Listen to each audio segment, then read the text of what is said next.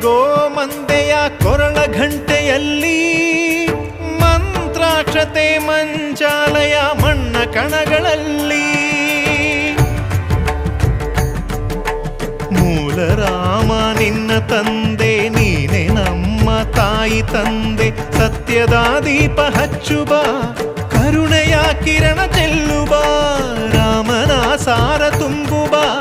ಹನುಮನ ಶಕ್ತಿ ನೀಡುಬ ಬೃಂದಾವನದಿ ನೆಲೆಸಿದ ಪೂಜನೆ ನಿನಗೆ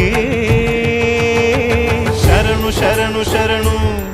ಗುರು ರಾಘವೇಂದ್ರ ಶರಣು ಶರಣು ಶರಣು ಶರಣು